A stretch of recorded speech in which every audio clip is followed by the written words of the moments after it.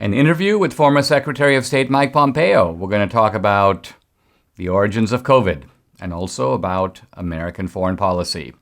This is the Dinesh D'Souza podcast.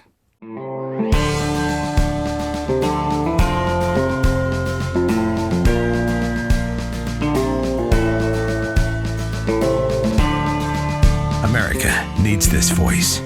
The times are crazy. In a time of confusion, division, and lies, we need a brave voice of reason, understanding, and truth. This is the Dinesh D'Souza podcast.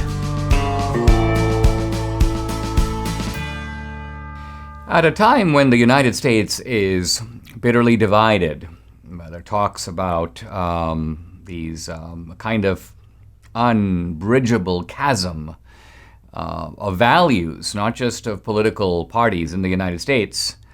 How does China hold itself together? The Chinese have launched a massive new campaign to create solidarity among the Chinese, to make them truly one nation. Now, they're not after true solidarity. They're not trying to include everyone. In fact, every now and then the Chinese will launch an extermination campaign against the Muslims over here or the Falun Gong over there. They want, nevertheless, to create a unified China. And according to one source, a kind of a credible source, they're succeeding. The source is a guy named Joe Tsai, Tsai. He is one of the founders of the Chinese e-commerce giant called Alibaba, a very successful company that has helped to make Joe Tsai into a multi-billionaire. He was interviewed recently on CNBC, and he was asked about China. And he said, look, stop complaining about China. The Chinese people are happy. Very striking statement. The Chinese people are happy. And he said not only that, but because they're happy, they support the government that is making them happy. And when he was asked about what is the basis for this happiness, he said the following. He says, the China that I see, the large numbers of the population, I'm talking about 80 to 90%, are very, very happy with the fact that their lives are improving every year. He goes on to say, when I started Alibaba in 1999, the gross domestic product, the per capita GDP, was $800. That's per Chinese family, per year. He says today it's over $10,000. And he says, and if you talk to Chinese parents, are your children going to have a better life than you? He goes, most of them will say, absolutely yes. They're going to be educated. They're going to find good jobs. China is getting better. So the argument here from Joe Tsai is based on economics, based on the idea that if a country can offer its citizens an improving economic prospects, they're going to support the country and they're going to support the government that's in power, even if it is a communist government. Now, this argument runs flatly athwart an argument made by the political scientist Francis Fukuyama. In fact, my colleague at the Hoover Institution also teaches at Stanford. And Fukuyama, about 20 years ago, in his book, The End of History, said that regimes like China are bound to, if not collapse, feel the tension that arises because once you give people economic success, once you give them economic freedom, and they have, you may say, more stuff, they begin to ask for other things. Hey, now I've got a refrigerator, now I've got a microwave oven, now I've got a cell phone, okay, but now I want the right to free speech. Now I want to be able to say what I think. I want artistic expression. I want to be able to not only espouse my religious faith at home, I want to be able to talk about it, I want to be able to meet in a group. So, in other words, economic rights leads to pressure for civil rights and civil liberties. Now, that has, in fact, not happened in China. While the Chinese have liberalized on the economic front, they have tightened on the political front. And I'm thinking to myself, why is it that the Chinese people, I mean, yes, we had Tiananmen Square in 1989, ruthlessly crushed. And since then, no mass movement in China demanding civil rights, demanding the ability to speak, any of that. But you have to remember historically that China never had this kind of freedom.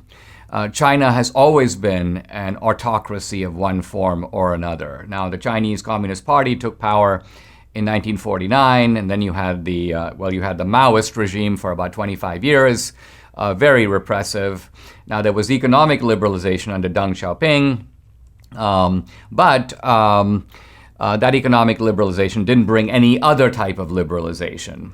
But going even further back, before the Communist Party, China was under repressive dynasties, one after the other. I mean, if you go to ancient times, you have, of course, the Han Dynasty, the Ming Dynasty, but then on to the Manchu Dynasty, and then even in the early years before the communist takeover, there was repression all over China. Now, the one force that is very powerful in China, and the Chinese know it, and they're encouraging it, is the force of nationalism. Nationalism drove Sun Yat-sen in the early 20th century. Nationalism drove Mao. Mao was, in that sense, a national socialist. And his cultural revolution was based upon nationalism as well as communism. The Chinese leader Xi Jinping has announced several years ago now something called the Chinese Dream. Wow! So we have an American dream, and Xi Jinping has evidently a Chinese dream. Now, interestingly, the Chinese dream is not like the American dream. It's not individualistic. It's not you have a dream. Dinesh has a dream for his life in America. No. The Chinese dream is a communal dream. It's a dream for the whole of China. They call it a, quote, national revival or a national rejuvenation. And so what the Chinese are doing is appealing to nationalism. A nationalism historically, by the way, that arises out of humiliation. There was a time, some 500 years ago, where the Chinese thought that they were on top of the world, the center of the world. In fact, when the Jesuits showed them maps that put China in one corner of the world, they refused to believe it, that these maps have to be wrong. China's at the center of the world. But then China went into a period of humiliating decline, a decline that became really evident after World War I. So it's interesting, but national decline can also produce a powerful attachment to your country, a sense that we have to make a comeback. And the Chinese Communist Party, which is the ruling regime, is very clever in tapping into this vein of nationalism to give the Chinese the feeling that they are returning to greatness, a greatness that has been denied to them by history for the past 500 years. Now, all of this is worth noting because at a time when the Chinese are emphasizing how their country is one China, how their country taps into patriotism and nationalism, we have in America the opposite trend. We have in our schools and universities movements to convince young people to dislike America, to dislike its traditions, to dislike its symbols, to revile its flag, to take a knee for its anthem. And this ideology is not confined to educational institutions, but is permeating throughout society. In his work, The Muqaddimah, Ibn Khaldun said that the power of a country is based not only upon the number of people, but the way in which the people hang together, the way in which you may say they come together as one man, a sense of shared purpose, shared values. And nationalism is a way of codifying this.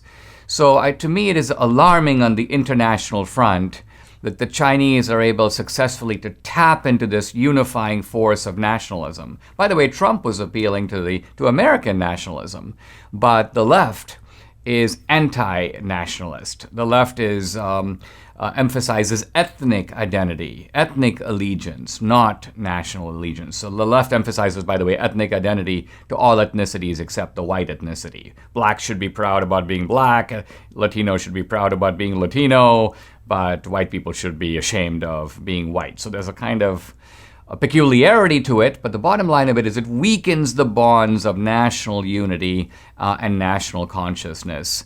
And in this respect, it weakens the United States vis-a-vis its main adversary, China. I'm really delighted to welcome to the podcast former Secretary of State Mike Pompeo. Mike, thanks for joining me. It's a real pleasure to have you. Maybe I'll start by asking you, I want to focus a little bit on the origins of COVID. For almost a year, or maybe more, we were told emphatically that COVID came from a wet market in Wuhan. It seems like inside the Trump administration, fairly early on, there was at least a rational suspicion that the facts might be otherwise. Can you talk a little bit about when did you begin to suspect that this might have come out of the Wuhan lab, and what caused you to think that? Well, Dinesh, thanks for having me on.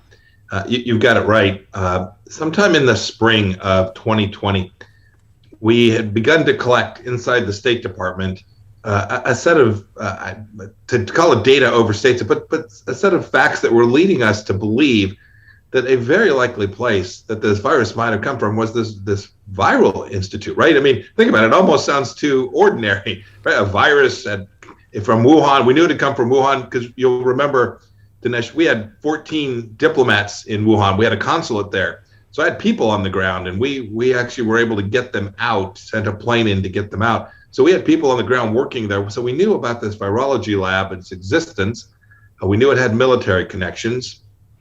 And so immediately it causes you to think we need to check this out. And so we started doing that. And by April of 2020, everything that I had seen suggested that it was very likely that this was an escape, probably accidental, but we didn't know because they were conducting all kinds of different research there, including bio research. But we began to see data sets. And then as time went on, so I talked about that public, I can't recall if it was April or May of 2020, was mocked as being a crazy. The suggestion really, Dinesh, was that we were talking about this because we were trying to cover up for the failures of the Trump administration's policies with respect to the virus here at home. So this was the shiny object theory. But it wasn't a shiny object. We were trying to get the facts right. We didn't know where it had come from, but we knew a couple things. We knew it mattered where it came from because we had to make sure that we understood it as quickly as we could. HHS wanted to know. CDC wanted to know. Everybody wanted to find patient zero. To find patient zero, you have to know where it came from. And so we were trying to unpack this in the face of enormous political maelstrom at home, and also in the face of incredible recalcitrance from the Chinese and the World Health Organization. So the CCP and the WHO were clearly in cahoots, and they weren't going to have nothing that was going to upset the apple cart and make the Chinese Communist Party angry because a real investigation took place. And so we could see the cover-up. We knew what we knew. And so every day that went by from the spring of 2020 till I sit here today, I think it's ever increasingly more likely that, in fact, this did come from the Wuhan Institute of Virology. Was there any evidence to the contrary? In other words, what would be, if I were to ask you, what is the strongest evidence that it came out of the wet market by a kind of natural origin? This is something that a number of prominent virologists had testified to early on. Now we know in retrospect that this was somewhat of an orchestrated campaign with the medical magazines to make it seem that way. But what I'm getting at is you had prominent virologists saying that it came out of the wet market and not from the lab. What is the evidence on their side, if any? So Dinesh, they began with a couple of theories, right? The core theory was that when you stared, and again, I'm not a virologist nor a geneticist, but when you stared at the genetics of it, their theory of the case was this did not look like it had been man-made and manipulated. You could see no evidence of splicing. If you go back and look at what they said, so it had to be, quote, natural, end of quote. And that was their core argument. The second piece, which underlay it, was that's possible for that to happen. So it is a plausible hypothesis as well. And they took that, a plausible hypothesis, and their theory on these genetics, and said, well, this surely must be. And they did that to the exclusion of the enormous weight of evidence that suggested something to the contrary. And of course, I think we now know that the likelihood that this particular genomic sequence would have made this transmission is pretty low, not impossible. Odd things happen all the time. Low probability events occur every day in the world, but it's pretty low probability. And we now know, too, that this gain of function research that was taking place, it's not clear that you would always see that in the genetic makeup of the virus sample that you're staring at. So they had some basic scientific facts that they, at the very least, gilded the lily on. And for what motivation, others will have to determine. But I know this: they mounted a powerful case, a propaganda case. It was supported by, I guess, the third piece of evidence is the Chinese Communist Party told us it came from the wet market. And so I guess there would be 3 data points if you were trying to cum the evidence on the side of that hypothesis. That's what you'd stack up. Now, Mike, you made the comment, as did Redfield, as did Trump, that it was quite possible that this came out of the lab. As you mentioned, you were ridiculed in the media for even suggesting this possibility.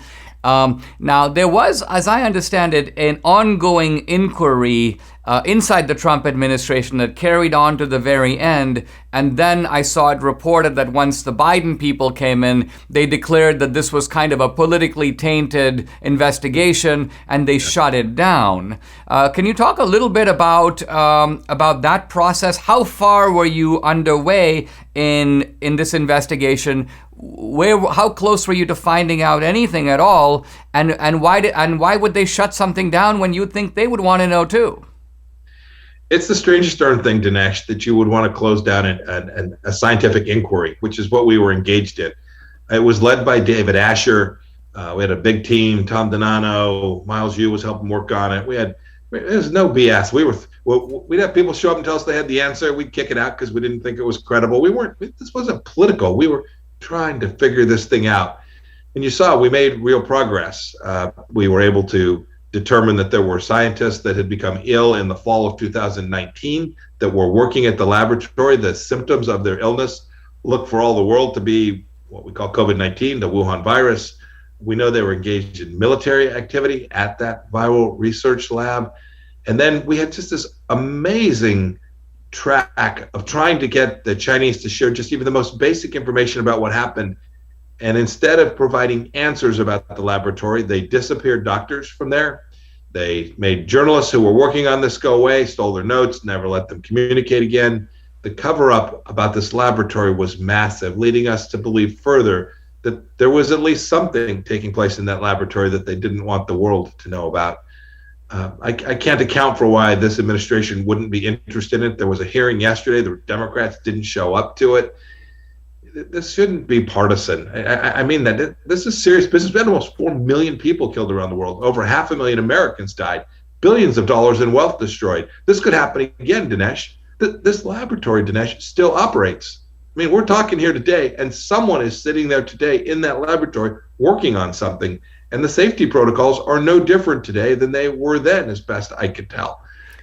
This is serious business. This isn't about Democrats and Republicans. This is about life and death, and we have to get this right.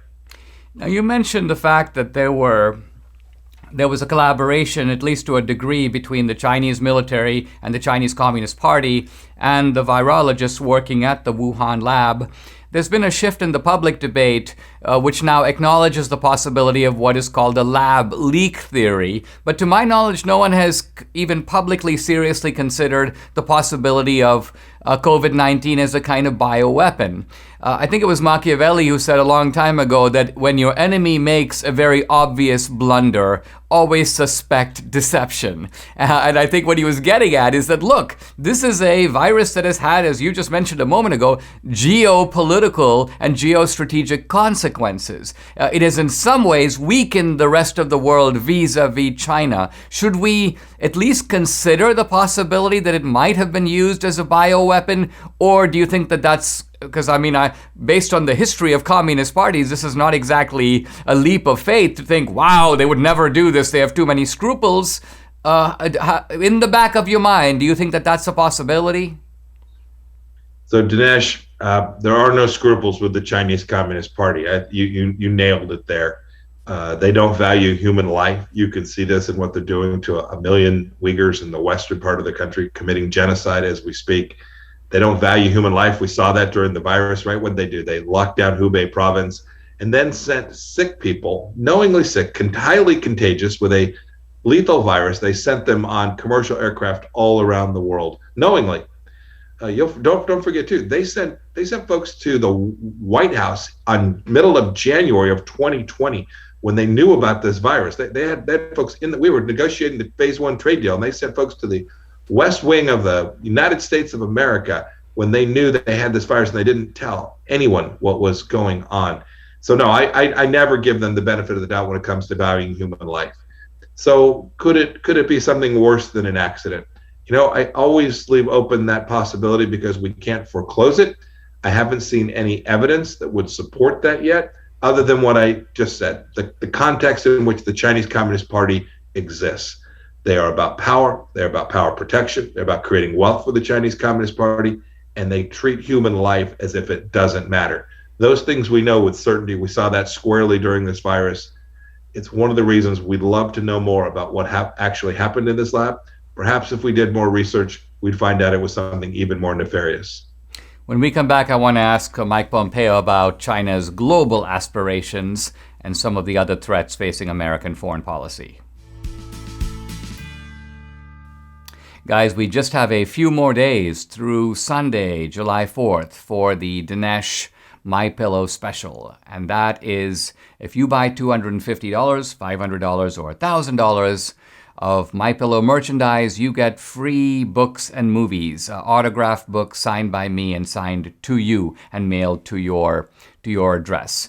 Now, the good thing is we support Mike by doing this, and we also get his great merchandise. I want to talk to you now about Mike's merchandise. He didn't stop by just creating the best pillow. He's also created the new Giza Dream bed sheets. These look and feel great, which means an even better night's sleep for me, which is crucial for my busy schedule. Mike found the world's best cotton. It's called Giza. It's ultra soft, it's breathable, but it's also extremely durable. Mike's Giza sheets come with a 60-day money-back guarantee and a 10-year warranty. Now, the first night you sleep on these, you're not going to want to sleep on anything else. The Giza Dream Sheets come in a variety of sizes and colors, and Mike is making a special offer for my listeners. You will get 2-for-1 low price plus free shipping. Go to mypillow.com and use promo code Dinesh. There you'll find not only this amazing offer, but deep discounts on all MyPillow products, the MyPillow mattress topper, the MyPillow towel sets, the robes, and so much more. Call 800-876-0227 and use promo code Dinesh. Again, 800-876-0227, or you can just go to mypillow.com. Make sure to use promo code DINESH, Dinesh. I'm back with former Secretary of State Mike Pompeo. Mike, we've been hearing from the Biden administration that the great threats facing America today are coming internally from white supremacists, or if they're coming from anywhere else, it's these generic threats like climate change. But it seems to me that if you look around the world, we've got some national actors, and specifically China, that have very ambitious global aspirations. And so let me start by asking you, what do you think is the greatest threat facing America today? So the greatest threat to Dinesh at home, obviously, is a weak America, divided America. But the biggest external threat, by far, is the Chinese Communist Party. It is the only entity today with both the capacity and the intention of undermining our way of life, property rights, the protection of human life, all the things that the rational thought, all the things that the West has built an edifice around. They want to undermine that. And so this is an easy answer. It's the Chinese Communist Party. They are big, 1.4 billion people in the country. They are powerful with an economy that is very robust, and they will stop at nothing to continue to build out their hegemonic power. We don't have to study long. Just listen to what General Secretary Xi Jinping says, the leader of the CCP.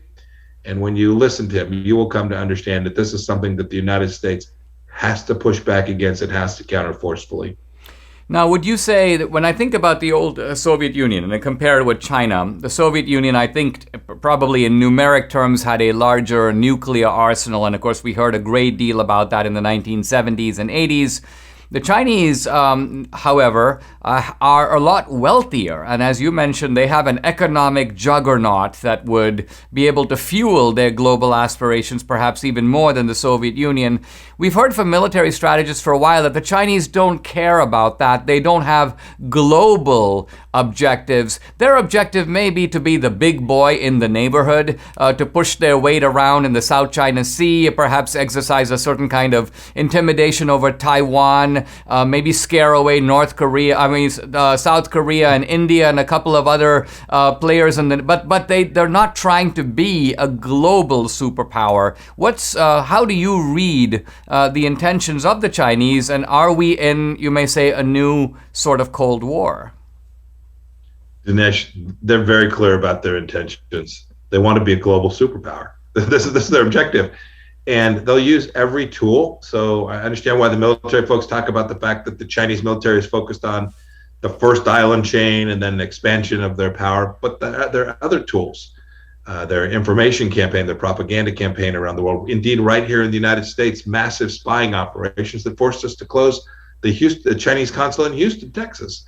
Their economic tools, right? Stealing intellectual property from us here in the United States, hundreds of billions of dollars worth of wealth destroyed, and then dumping that product back here inside the United States. No, this is a nation that views itself as an empire, right? Historic Chinese, right? The Middle Kingdom.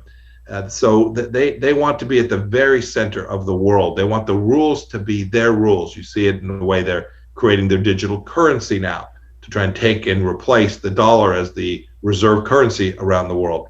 These are all focused efforts of a Chinese Communist Party that is intent on having the capacity to influence every country around the world, dominate those that are weaker, and coerce those that are a little bit stronger. When I asked you earlier about the threats facing America, the first thing you said was actually not China, but the kind of division and weakness and sort of lack of will inside of the United States. It looks like the Chinese are now aware of this and perhaps even trying to exploit it. I think, for example, of the Chinese diplomats who confronted the Biden diplomats, and the first thing they said is, hey, you can't lecture us about human rights. You admit that essentially you've got all this institutional racism and white supremacy in the United States. So why don't you put your own house in order first and then start lecturing? So I thought it was interesting how well the Chinese were able to play that diplomatic card and how befuddled the Biden people were, because in a sense they were being incriminated by their own testimony. Yeah, no, Dinesh, the problem that the Biden administration has with that line of argument from the CCP is that they believe it too. Right? They believe this is a racist nation. They believe our founding was illegitimate. They run around the world apologizing for America when we're the greatest force for good in all of history. And so, yes, so the CCP will exploit that. You hear CCP diplomats talking about Black Lives Matter. You see them make references to the murder of George Floyd, right?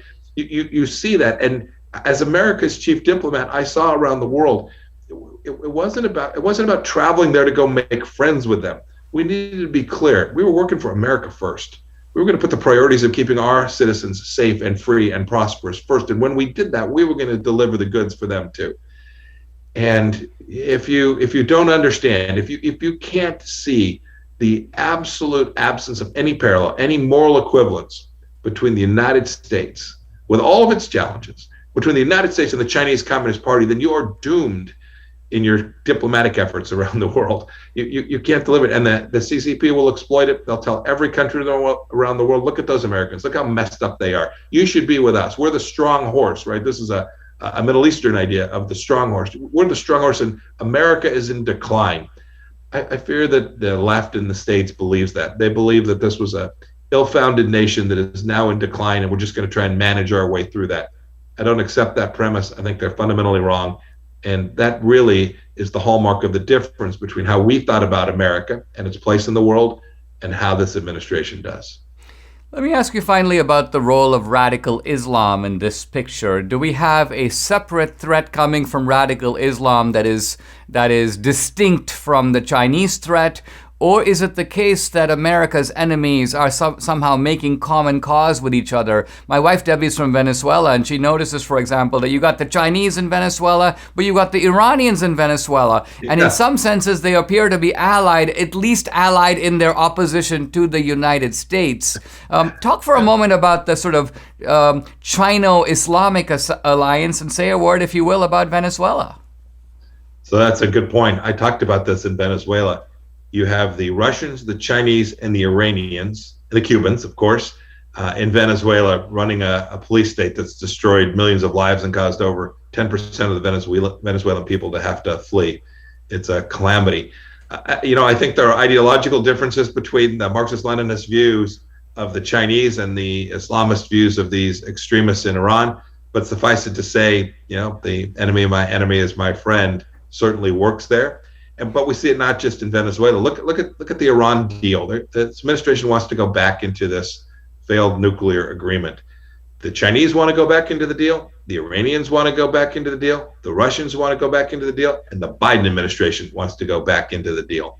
This ought to tell you something about how those countries are prepared to align in ways that that undermine the United States of America. And so the Chinese are expanding in these Islamist places.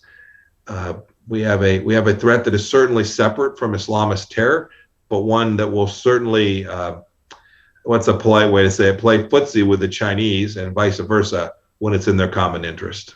Just one more question if we have time, and that is, you mentioned, this kind of peculiar fact that the objectives of the Chinese, the Iranians, the Russians coincide on the Iran deal with the Biden administration. Now, it would seem to me that this would give some of these hostile foreign powers a reason to want to interfere in American politics, because one party is more aligned with where they want to go in the world, and the other party, is the Trump party, let's say, is clearly not.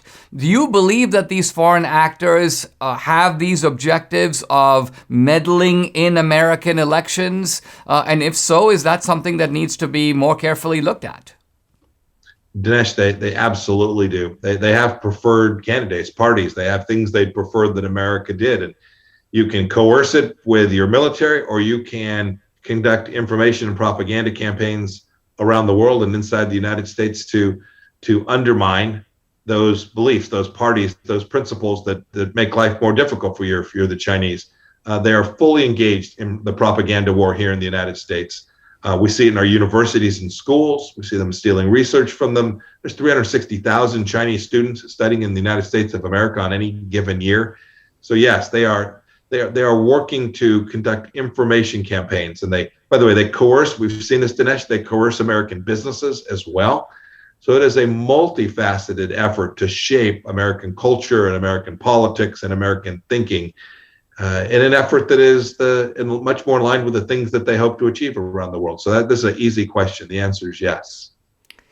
Mike Pompeo, thank you so much for this. It's been very insightful and a little bit sobering. I appreciate it.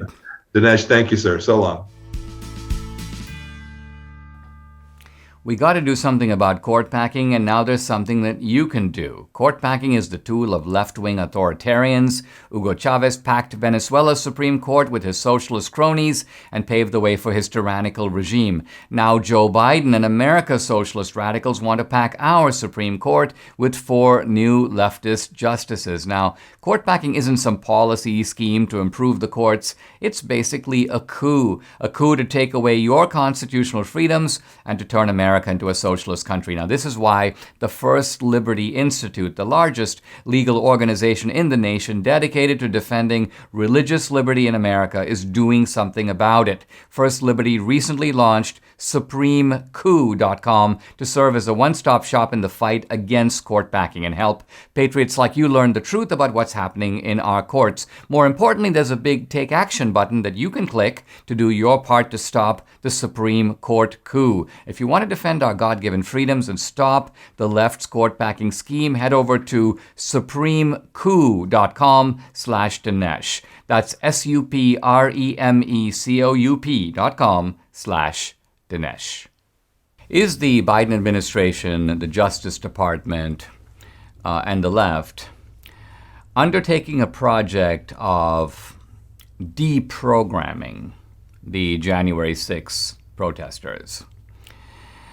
Are they using prosecutorial power, the threats of judicial punishment, and then simply their physical captivity of these defendants in order to try to change their way of thinking?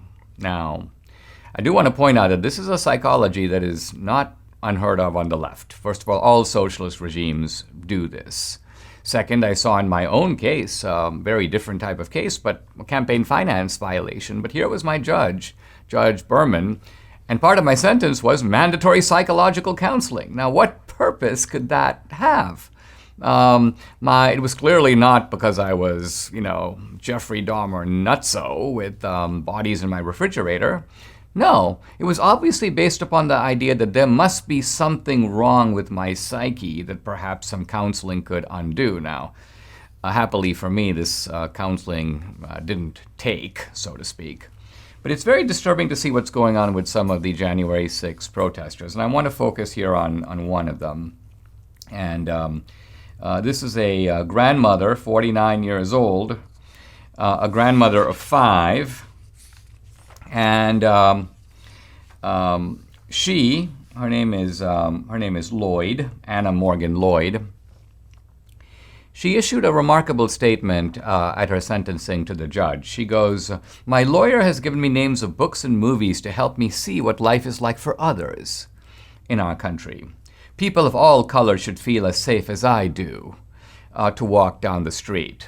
Now, what's going on here? It turns out that this woman, Anna Morgan Lloyd, has a court-appointed lawyer, a woman named Heather Shaner. She got the court-appointed lawyer because she couldn't afford her own lawyer. And the court-appointed lawyer is a leftist. The court-appointed lawyer has been feeding her essentially propaganda books in order to cure her of, you may say, the Trump disease. Now, Lloyd, by the way, has a clean record. This woman, she pleaded guilty to one count, and look how innocuous her count is. Quote, parading, demonstrating, or picketing in a Capitol building. Whoop-de-doo. Whoop-de-doo. But nevertheless, this is a person undergoing re-education from her own lawyer. And her lawyer, I'm now quoting her, you get a sense of what the lawyer's politics are. This is the woman named Heather Shaner. She says, quote, while America is a great country, quote, it was born of genocide of the Native Americans and the enslavement of people. So this is the ideology they now want to push on this woman. And let's remember that these people, a lot of these January 6 defendants are kind of vulnerable. They're in captivity. Their finances are ruined. They can't afford lawyers. So they are at the mercy of the government. In fact, in some cases, they're even facing intimidation by the guards who feel a kind of democratic green light to abuse these prisoners. And this woman, Heather Shaner, starts sending Anna Morgan Lloyd, all kinds of literature. Bury My Heart at Wounded Knee, a kind of Native American sympathy tract. Schindler's List, as if the Nazi atrocities in Germany and in the occupied territories in Europe have something to do with American history.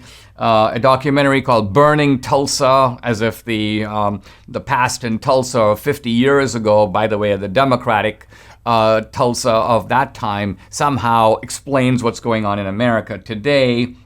Anyway, the point here is not that these materials are all bad, it is rather that here is a lawyer whose job it is to defend her client, whose job it is to make her client's case before the judge, but who nevertheless sees herself as a kind of change agent to get her client to modify her views and then go hat in hand to the judge. And sure enough, they submit a court brief where they say, quote, this is Heather Shaner writing on behalf of her client, she has worked hard to come to terms with what she believed before January 6, 2021, and what she has learned since then. In other words, her re-education, if not complete, has nevertheless greatly advanced.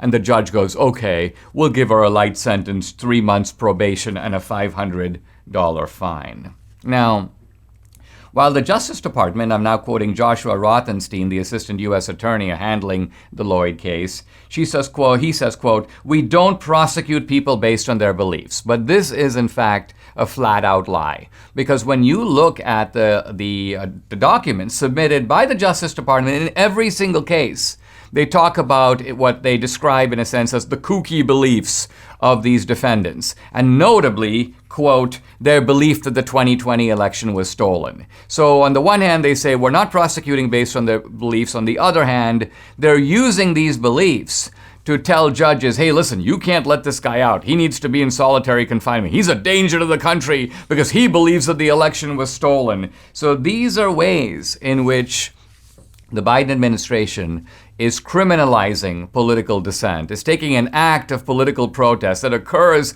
all the time on the left in far more boisterous, noisy, harmful, violent, and savage manners. And those acts are overlooked, excused, minimized. Kamala Harris even puts up bail money where needed. But in this case, you have people, vulnerable people, people without resources, who are being harassed, targeted, and as it turns out, also ruthlessly propagandized. Did you ever read the fine print that appears when you start browsing online in incognito or privacy mode? It says that your activity might still be visible to your employer, your school, or your internet service provider. How can they even call it incognito? Now, to really stop people from seeing the sites you visit, you need to do what I do and use ExpressVPN. Think about all the times you've used Wi-Fi at a coffee shop, a hotel, or any other public place. Without ExpressVPN, every site you visit could be logged by the admin of that network. And that's still true even if you're in so-called incognito mode. What's more, your home internet provider, I'm talking Comcast, AT&T, whatever, can also see and record your browsing data. And in the US, they're legally allowed to sell that data to advertisers. Now, ExpressVPN is an app that encrypts all of your network data and reroutes it through a network of secure servers so that your private online activity stays just that, private. ExpressVPN works on all your devices and is super easy to use. The app literally has one button. You tap it to connect, and your browsing activity is secure from prying eyes. Stop letting strangers invade your online privacy. Protect yourself at expressvpn.com/Dinesh. Use my link at expressvpn.com/Dinesh to get 3 extra months free. That's expressvpn.com/Dinesh. I talked in the last segment about how a court-appointed attorney, a left-winger, was using her position to propagandize her own client. You may say re-educate her own client, a January 6th protester, a grandmother of 5. And I want to talk about a different kind of lawyer, somebody I want to acknowledge as a kind of a hero. This guy's name is Joseph McBride. He's also a public defender, but he's a guy who has come forward to defend these January 6 protesters, and he's doing it relentlessly. This is a guy who acknowledges that this is not easy to do. Many of his fellow public defendants don't want to represent these people. They don't have money, and moreover, they're seen as being, quote, on the wrong side of history. So in the kind of left-wing public defendant community, there's an aversion to taking on these cases. But McBride is representing Richard Barnett. Who's Richard Barnett? He's the infamous guy who put his feet up on Nancy Pelosi in Nancy Pelosi's office. And he's come to symbolize this, well, let's call it the insurrection that wasn't really an insurrection. Now, there's a profile of McBride in the New York Post, and he says, quote, "I made my bones at Manhattan Legal Aid and the Innocence Project." That's where he got started. And he talks about these clients and his client, Richard Barnett. And he goes, look, this is a guy that was put into inhuman conditions in the jail. He said it was, quote, torture. And he said that this guy is, in fact, a political prisoner. He said that he's now got him out, so Richard Barnett is now home under sort of house arrest pending his case, so he was able to get him out of captivity. But he says, and now quoting a very disturbing statement, quote, "The guards want to hurt them and feel like they have a green light from the government to do whatever they like." So the government's own description, these are terrorists, these are Al-Qaeda types, this is like the Oklahoma City bombing. It tells the guards, you know what? We're going to look the other way. And this is horrific. But it is going on. We shouldn't have any illusion about it. This is kind of what goes on in a lot of third world countries, and it is very much going on in the United States today. Here is the lawyer talking about Joseph McBride, talking about what he's learned about how these prosecutions work. He says, "I learned when defending people who weren't able to afford representation that the rules of the game were changed to disadvantage them. They were threatened with jail sentences so large they could take a plea for 5 years or risk going to jail for 50. Now, I can testify from my own experience in a limited way. This is what the U.S. government tried to do to me. We'll add on extra charges, essentially redescriptions of what the main charge is. Bank fraud, mail fraud, blah, blah, blah. And the idea is you should plead, otherwise you might be facing years and years and years in prison. And what they do, can you imagine the pressure it puts on defendants? And I don't just mean the January 6th defendants. I mean all defendants.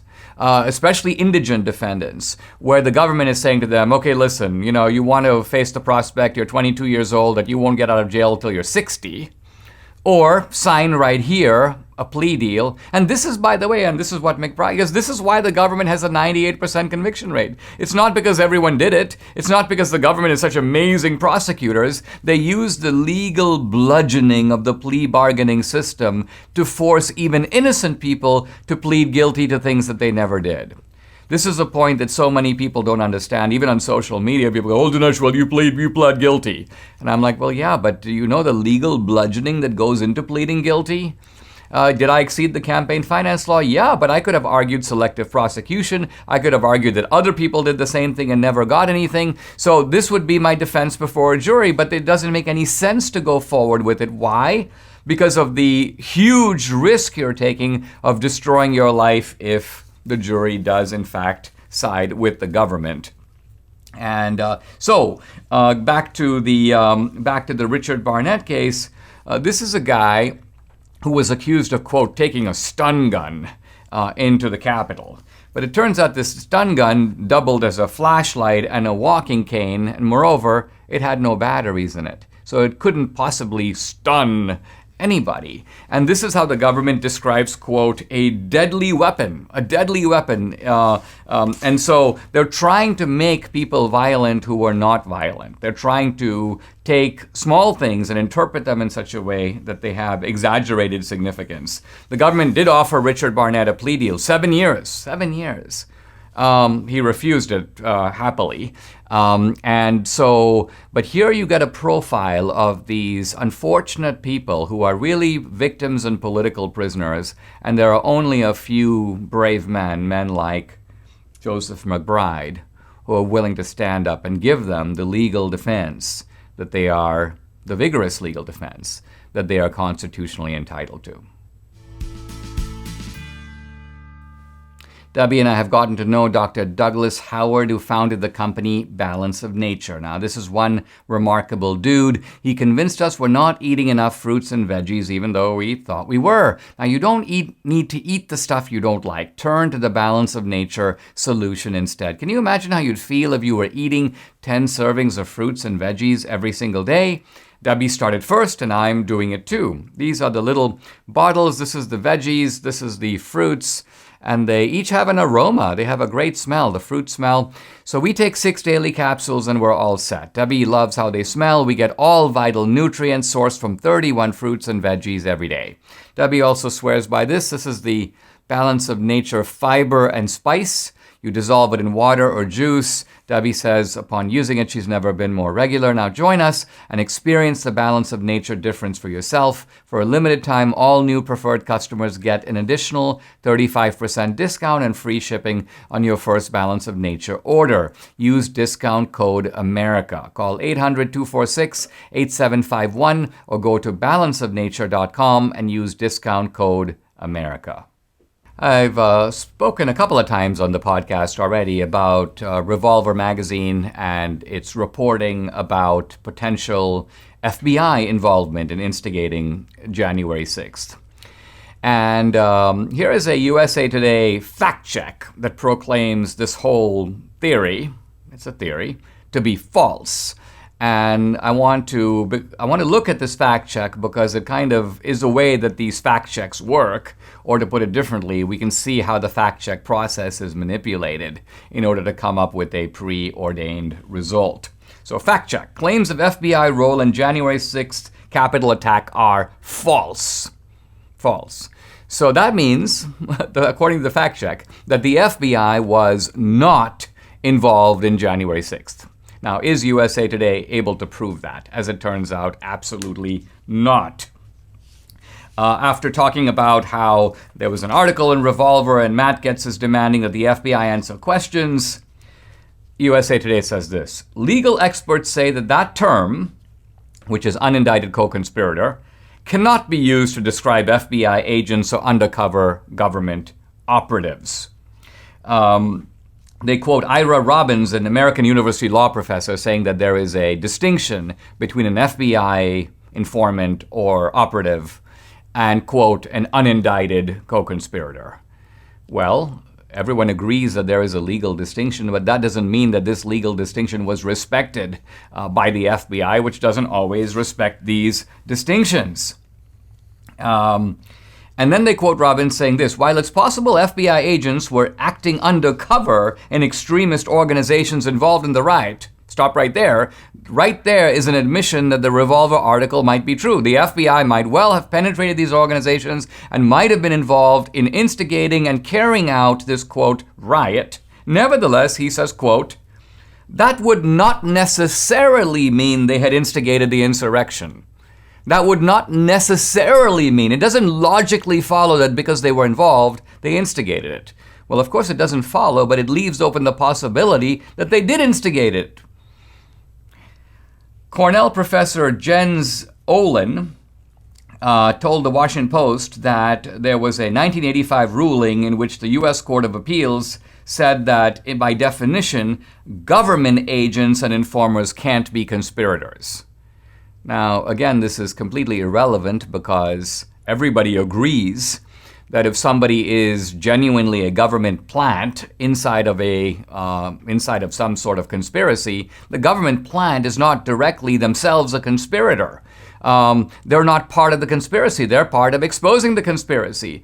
But the real issue here in the Revolver article is to what degree did these government informants, if they in fact penetrated the Oath Keepers and the 3%ers and to what degree did they foment the action? That's the question, and it remains completely unanswered.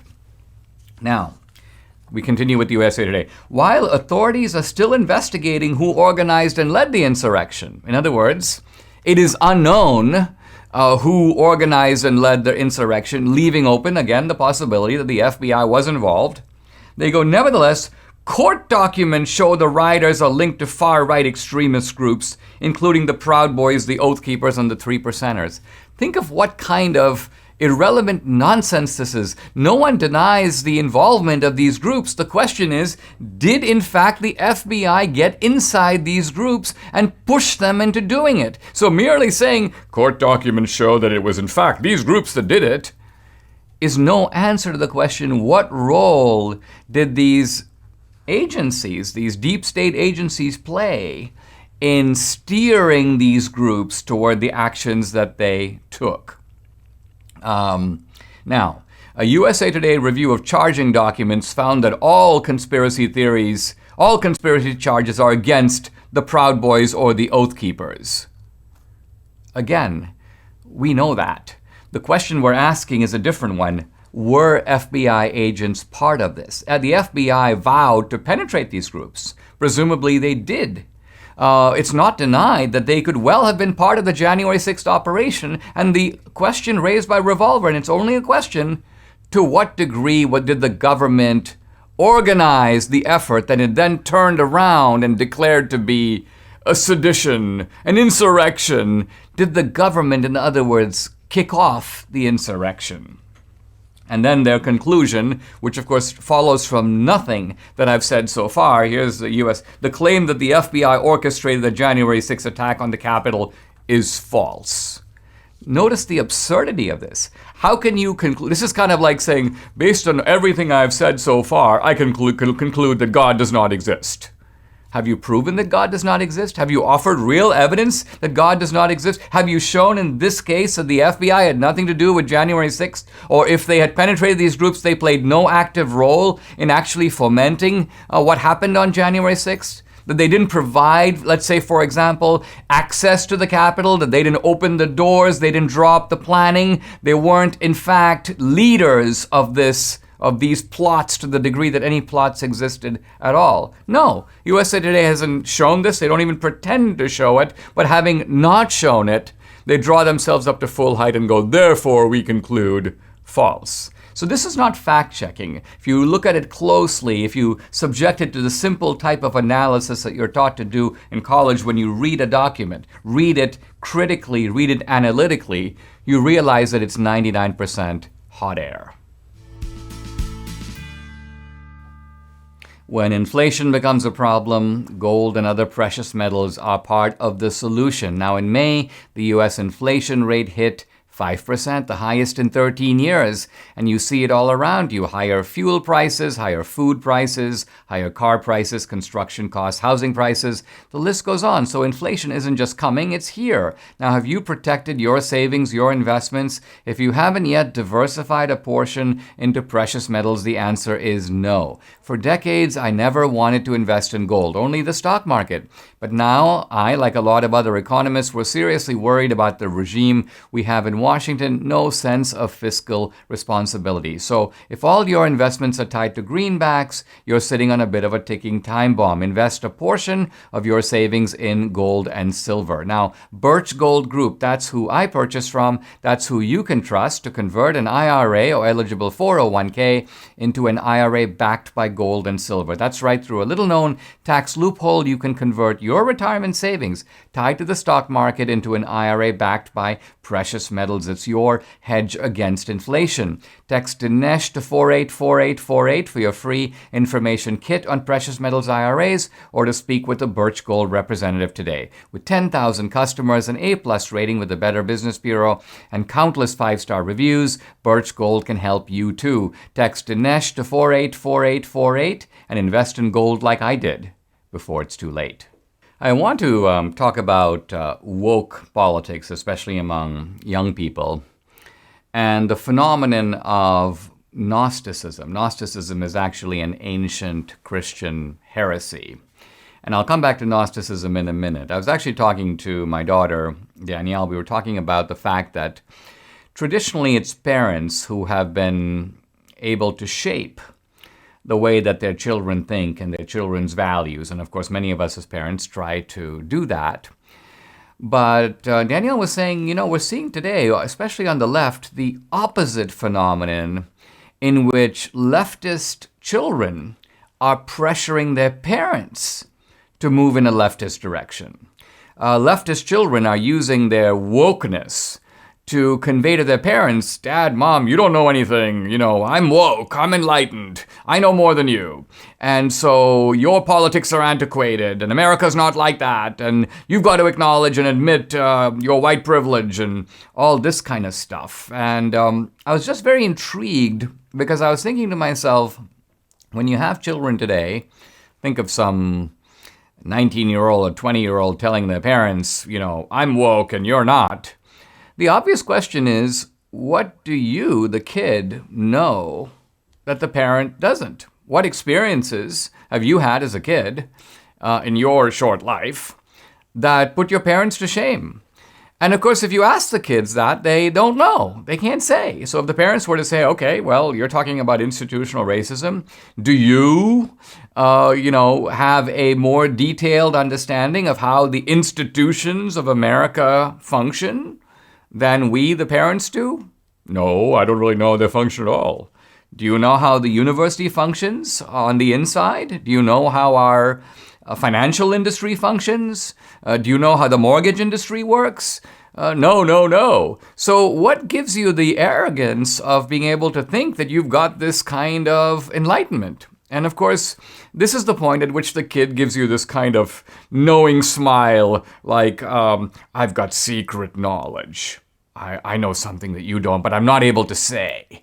It's almost like I'm a member of a cult, and we've got this insider information unavailable to anyone outside the cult. And this is what brings me to the phenomenon of Gnosticism. So the Gnostics, a heresy that goes back to the early centuries, the 3rd, the 4th century, the Gnostics believed that they were a group set apart. And they would meet in secret. They had all kinds of passwords. And the key to Gnosticism is that we know something that nobody else knows. And that something could be anything. We know the true nature of God, or we know when the world is really going to end, or we know the secret ingredients that God is going to use when he determines who's going to be saved and who's not going to be saved. So the Gnostics were always kind of in the know about everything, although how they knew, or what their sources were, or what their basis was for knowing was never really disclosed. And the knowledge also was only shared within the sect. Now, there is an important conservative thinker by the name of Eric Voegelin. Eric Voegelin was a refugee from Nazism. In fact, he was a professor at the University of Vienna when Hitler came to power. And he was fired from that post, and then he fled. He came to America. He became a professor eventually at Louisiana State University. There's now a Voegelin Center there. But anyway, Voegelin's famous phrase, and Voegelin, in a way, invoked the philosophy of Gnosticism, because Voegelin believed that in the modern era, what we see in the phenomenon known as progressivism is a desire to, in Voegelin's words, immanentize the eschaton. Wow.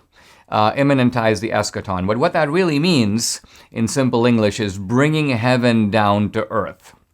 As Voegelin saw it, the great heresy, the great modern heresy, which mirrors the heresy of Gnosticism, is to try to take the Garden of Eden, if you will, and through socialism and through leftism, sort of realize it here on earth. And Voegelin believed that this effort, impossible to do, results in horrific tyranny. Because, for example, if you can't get everybody to be on the same page, presumably in heaven everyone will be on the same page. But on earth we have enormous diversity of views.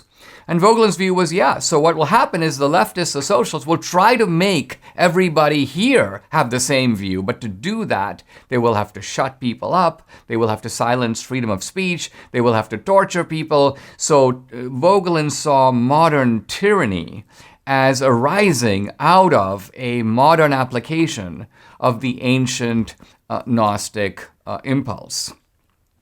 I guess what I'm saying at the end of the day is that a lot of young people think that they're smarter than their parents because, in fact, I remember there was some young leftist who went up to Reagan at one point and said something like, we know so much more than you do, Mr. Reagan. You're an old man. Your generation is so different than ours. You grew up in an age without color TV, without microwave ovens, without laser surgery, without computers, without lunar modules to go to the moon, without heart transplants. And Reagan goes, yeah, it's true that we grew up without all those things. We invented them. So the bottom line of it is this facile superiority that people have, where they think that because technology advances, because we've seen material progress in the West and in the world, that this somehow creates moral superiority. I think this is, in fact, a deep fallacy, and it really shows that the ancient Gnostic heresy, for all its peculiarities of the 3rd and 4th century AD, is still perhaps in a modified form with us today. Have you taken advantage of the Dinesh MyPillow special yet? You just got a few more days to do it. I'm signing the books. I'm getting them out. It's pretty awesome. I'd love to sign some books and movies to you. And the good thing is that in spending $250 or $500 or $1,000, you're buying great products for you, for your family, and for your home. I want to talk about Mike Lindell's new My Slippers. Now, Mike has taken over 2 years to develop these slippers. They're designed to wear indoor or outdoor all day long. They're made with MyPillow foam and impact gel to help prevent fatigue. They're made with this quality leather suede, and for a limited time, Mike is offering 40% off his new My Slippers.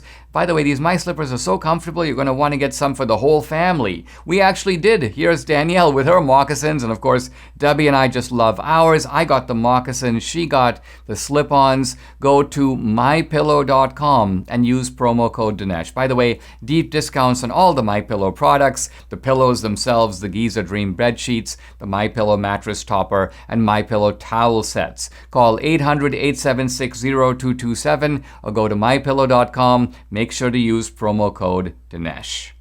Hey, I hope you're enjoying the podcast, and please make sure to subscribe to it. And if you're listening on Apple, please rate me 5 stars and help me get the word out. Tell other people about it. The podcast has been growing really nicely, but I want it to be a podcast that really reaches widely, both through the United States, but also around the world. It's time for our mailbox. Let's go to today's question. Listen. Hi, Dinesh. Thank you for all you and Debbie do. I was very intrigued by your assertion on how conservatives should reconsider their purely intellectual or freedom absolutism approach to the Supreme Court. Jonathan Haidt, the moral psychologist, has long pointed out the difference between the liberal and conservative moralities. Both sides accept care, harm, fairness, loyalty, and to a degree authority as a baseline moral guides, whereas conservatives add sanctity as a dimension as well. It seems to me that the sanctity dimension is what you're referring to in your treatise and how we should not only look at the justices' intellectual faculties, but their moral character as well. This is the source of wisdom and understanding of a transcendent morality that our society needs so badly. So we should ask the potential justices what moral framework they subscribe to and determine if they have the courage to act on it. Is this approach consistent with the Constitution and the founding ideals? Thank you for your time. What an interesting question, and I'm trying to peel the layers of the onion because it's a complex question.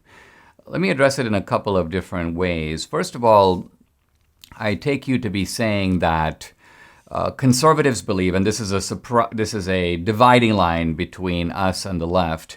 We believe in an external moral order, and they, in general, don't.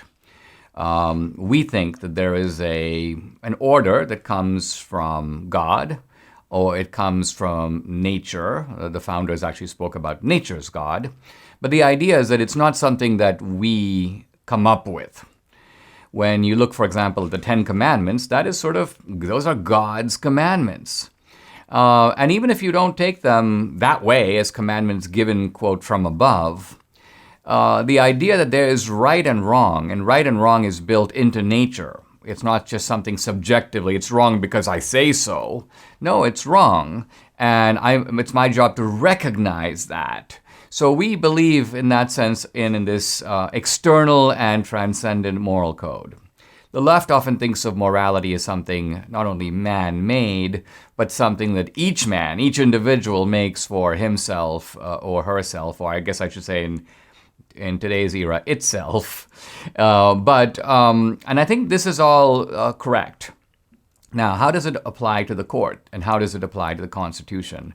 I do think that you're right that when you have a judge before you, it is less important for the judge to swear ritual fidelity to, I will not step outside the orbit of the Constitution, because a lot of cases that come before the court, on those cases, the Constitution does not speak with absolute clarity.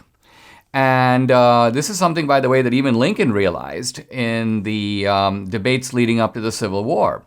For example, can a southern state secede? Look in the Constitution. It doesn't say one way or the other. It doesn't say states cannot secede, and it doesn't say they can. The Constitution, in a sense, is silent. Now, you can make arguments based on interpretations of the Constitution, but the idea that a mere declaration of fidelity to the Constitution sort of settles the issue, no, it's not quite that clear. And I think what you're saying in your question is, wait a minute, isn't it just as helpful, if not more helpful, to ask the judge questions about, so what do you think about the dignity of human life? So what do you think about, so in other words, find out how the judge sees the world and what their compass, their understanding of right and wrong is. And do they see right and wrong as something that is, you may say, built into nature? Or do they see some right and wrong as objective? Or do they see it as purely subjective? Now, having said all this, I think that just as important as investigating the moral views of a particular judicial nominee is to ask them about the moral architecture that is built into the Constitution and the founding documents. Because just as when you think about, Shakespeare's moral universe, behind what Shakespeare writes, there is a certain moral understanding of nature and the world. And similarly, when you look at the philosophy of the founders, it isn't just a set of rules. You've got to be 35 years old to run for president and so on. It is rather a set of rules informed by an underlying philosophical spirit and being familiar with what that philosophical architecture is and what it means is very helpful to applying those rules, because you understand what the objective of the founders was, what kind of society they were trying to build, in which these rules provide a certain type of scaffolding. But even there are many cases in which you have to go beyond the scaffolding, and when the rules themselves are clear, it is the underlying philosophy that provides a roadmap and a guide. Subscribe to the Dinesh D'Souza podcast on Apple, Google, and Spotify, or watch on Rumble, YouTube, and SalemNow.com.